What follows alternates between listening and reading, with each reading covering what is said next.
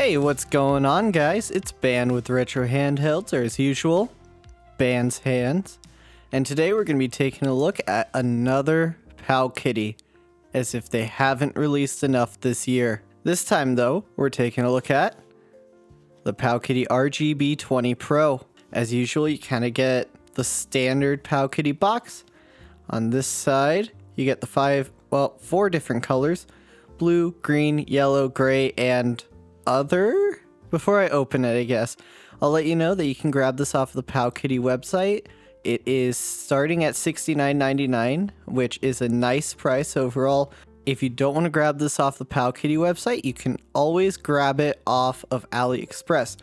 I've already seen it down to about $65, but if you wait for a sale like the 11/11 sale, or you grab like a coupon like Greg9 if he'll ever come back, you can definitely get this for a lower price, which you might want to do. I'll just let you know, it's rocking the ever-prevalent rock chip RK3566, the Mali G52 2EE, as well as 1 gig of RAM. It's also coming with a 3.2-inch 1024 by 768 panel. So it's a little bit smaller, but it's a good bit of a higher resolution.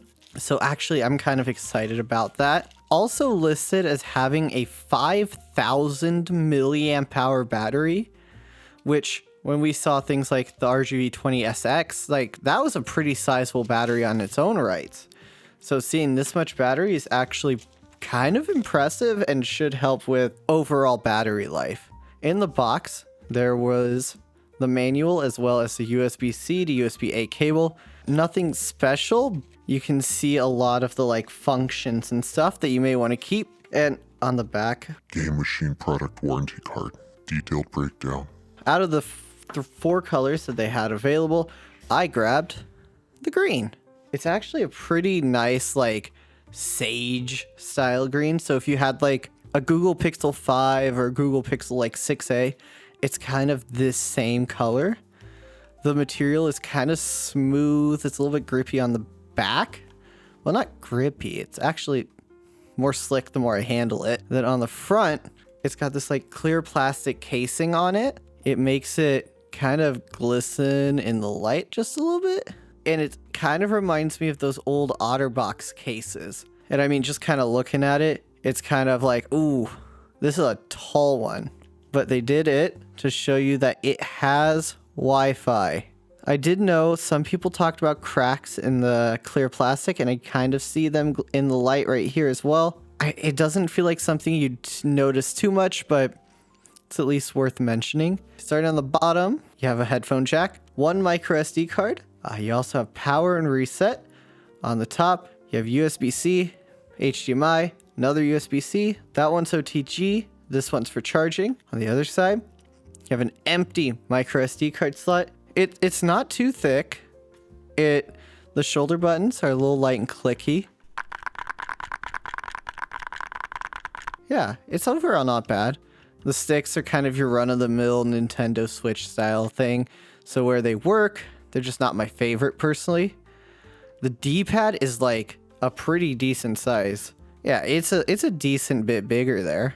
And I had this because I was kind of like, the RGB20SX is a tall device, but that's because it has a tall screen. The RGB20 Pro is a little bit taller even, but rather than a 4-inch screen, it has a 3.2-inch screen. So they really gave a good bit of real estate just to this weird little window on the bottom. The buttons actually feel pretty nice. They have a little bit of pressure needed before they actually go down, but it goes down pretty quick. The D-pad is kind of like the standard PowKiddy affair as of recently. It's really light, easily maneuverable. Start and select down here. They're loud and clicky, but they're not too bad. And then you might have noticed I never said volume on any of the sides, but that's because volume is right here in the front. Volume down, volume up. They're a little loud and clicky as well. How often are you really going to be pressing these buttons when you're out? It's not like the X55 where everything was loud and clicky. What is that?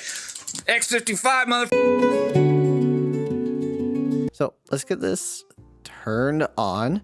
It does come with Rocknix pre-installed. It has a couple. Oh, it has. Okay, there's LEDs. It's red. Okay, the whole thing just vibrated and now it's green. Shoulder buttons are loose, but it's like, I've heard worse, honestly. They have a little bit of click, so it's nothing too bad. And there we go. This screen is actually, it's actually really nice. Oh yeah, you have a speaker right here in the center. Oh, I'm gonna let you hear this because, oh, that's actually kind of loud.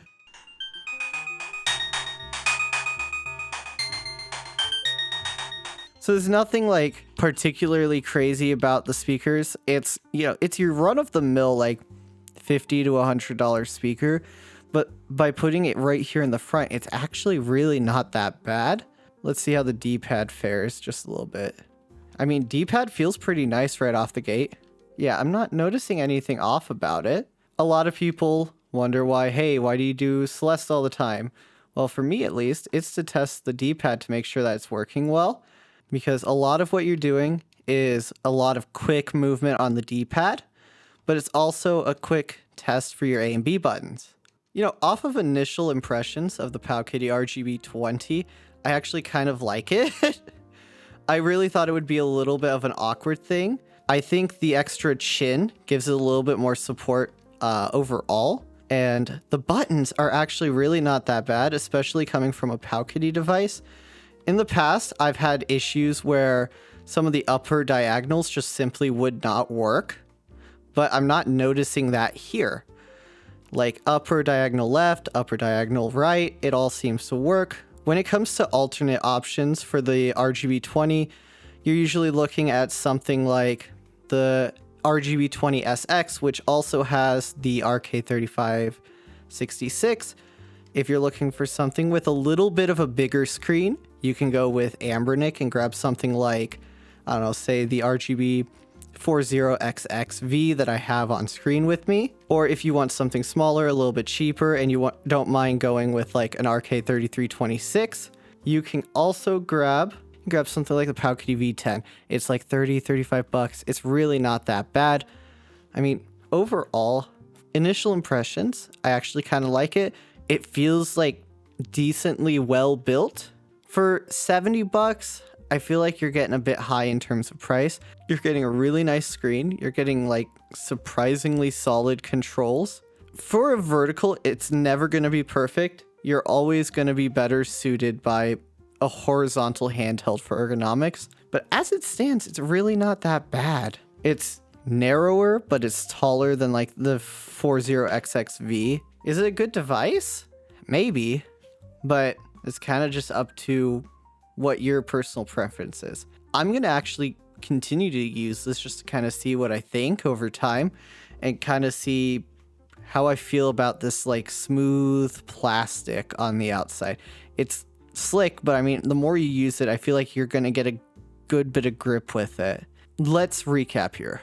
RK3566, 3.2 inch 1024 by 768 screen, 5,000 milliamp hour battery, starting at $69.99 on the PowKiddy website, or less if you go through AliExpress with coupon codes like Greg9, HipTech9, ETAP9, whatever can give you $9 off of 60 or more. If you want more information on the RGB20 Pro, make sure to keep an eye out on the Retro Handhelds website where you're going to see first impressions, reviews, and any other information that might pull this thing into the ring. And make sure you keep an eye out on the RH YouTube channel where you might see first impressions, reviews, other information about the RGB20 Pro, as well as other handhelds that you might see around. I mean, all I can really say is, hey, thanks for watching.